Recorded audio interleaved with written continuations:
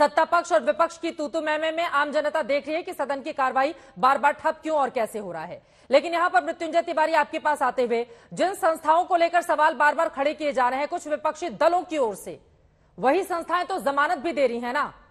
तो जब आपके पक्ष में फैसला आ जाए तो खुशी के लड्डू बांटे जाएंगे, अगर फैसला पक्ष में नहीं आए तो संस्थाएं सवालों के कटघरे में खड़ी हो जाती हैं। मृत्युंजय तिवारी जी, आज जमानत मिल गई ना आपके बड़े नेताओं को, देखिए तो फिर ठीक है सब कुछ।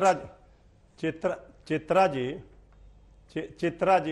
जी सब कुछ ठीक नहीं है। दाल में काला नहीं, पूरी दाल ही काली है। अभी हमारे बड़े भाई सुधांशु त्रिवेदी जी धुआंधार बल्लेबाजी कर रहे थे सरकार के पक्ष में, लेकिन रन बन ही नहीं रहा था, बल्ला घुमा रहे थे। ये पूछ रही है जनता आज कि अडानी जी से मित्रता और विपक्ष से शत्रुता, ये कौन सा शासन है?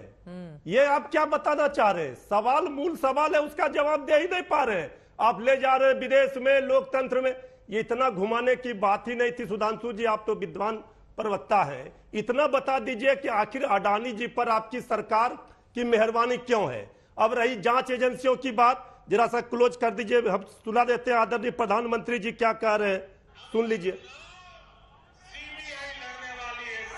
प्रधानमंत्री जी कह रहे हैं, ये भाषण है आदरणीय प्रधानमंत्री जी का, अगला चुनाव सीबीआई लड़ने वाली है। अरे जांच एजेंसियों का सब दिन हम लोगों ने सहयोग किया है आदरणीय लालू प्रसाद जी के परिवार ने, लेकिन ये जांच एजेंसियों का कौन सा चरित्र बना दिया? अगला चुनाव सीबीआई लड़ने वाली है, नरेंद्र मोदी का ये भाषण कब का है मृत्युंजय तिवारी जी? चित्रा जी न्यायालय पर पूरा भरोसा है। न्याय के मंदिर में देर है अंधेर नहीं है। सत्य परेशान होगा, पराजित नहीं होगा।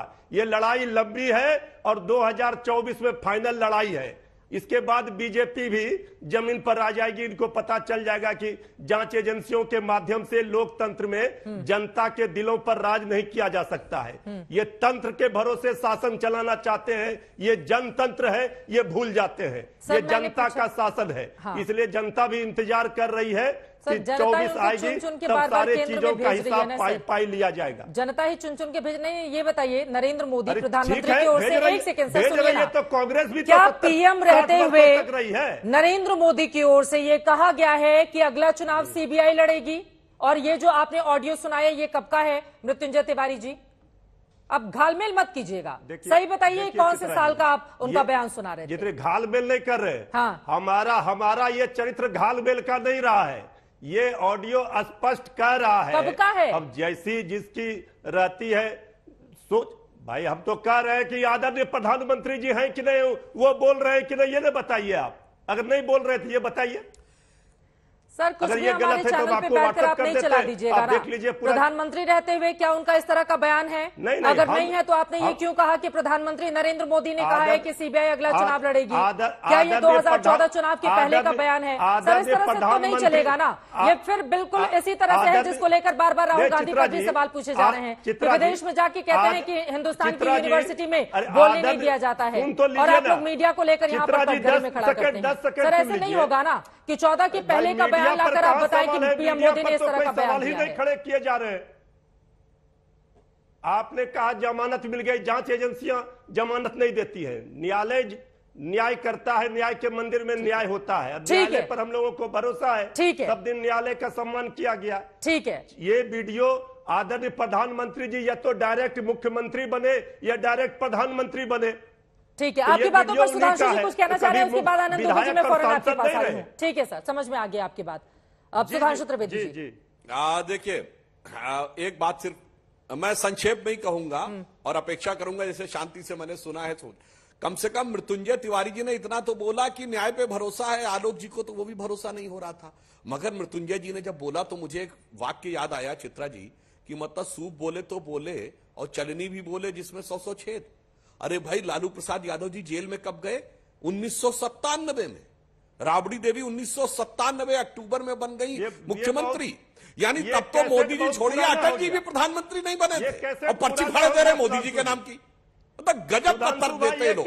जो लोग 1997 से जेल के अंदर बाहर आते जाते रहे और इनके खिलाफ केस कब दर्ज हुआ, जब जनता दल की पार्टी की केंद्र में सरकार थी कांग्रेस से समर्थन पे। 30 वर्षों लालू यादव जी के बयान है कि वो कांग्रेस पार्टी को दोषी मान रहे थे, अब वो इनके लिए कहने लगे अरे भाई भ्रष्टाचार के अनगिनत आरोप आप पे पहले रहे। कांग्रेस पार्टी पे कितने आरोप, नरसिम्हा राव इनके प्रधानमंत्री के रूप में इतने आरोप झेले कि हटने के बाद कोर्ट में उनके खिलाफ प्रोसीडिंग चली। अरे भाई तब तो अटल जी भी प्रधानमंत्री नहीं बने थे, आज मोदी जी के ऊपर पर्ची फाड़े दे रहे हैं। चलिए मैं इनसे ये पूछना चाहता हूँ, ये जितनी पार्टियां हैं, चित्रा जी ये लोग तो